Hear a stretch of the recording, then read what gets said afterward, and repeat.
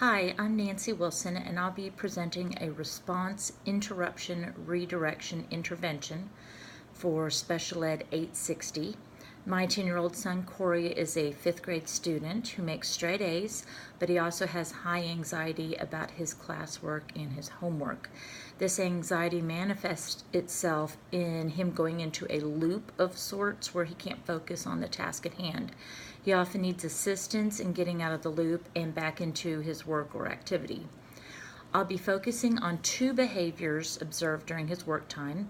One is repeatedly tapping his pencil instead of working on his math sheet, which falls under motor stereotypy, and repeating a phrase numerous times while he should be reading, which falls under vocal.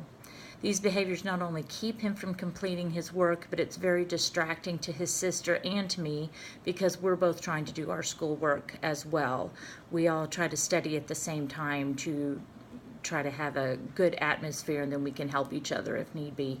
We'll be working at the kitchen table for both of our demonstrations. For his vocalizations, which are a verbal behavior during reading, I'm going to start by gently patting his hand and whispering to him to continue his reading.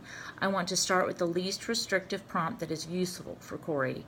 In the past, he has tried reading aloud, but that not only is still a distraction to everyone around him, but he reads slower aloud than he does silently, so it takes him longer to complete his work, which causes him to be more frustrated, which starts the cycle again.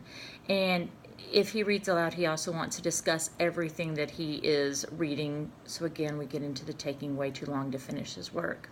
If the pat on his arm and the verbal reminder are not helpful, I am going to have jelly beans on hand for him to snack on while he is reading, in the hopes that he can't make the vocalizations while he's chewing the jelly beans.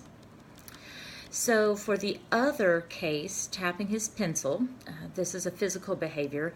I'm going to start with a verbal prompt to ask him to work quietly. If that does not help, I'm going to give him a feather that he can tap instead of the pencil.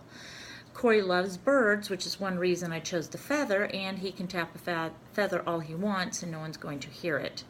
In each case, I want to be certain to use continual reinforcement when we are first addressing these behaviors.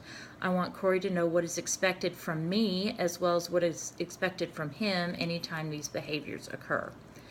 Before I begin the interventions, I noted the duration of Corey's pencil tapping during the time he works on his math worksheet, and I also collected interval data during the time that he reads.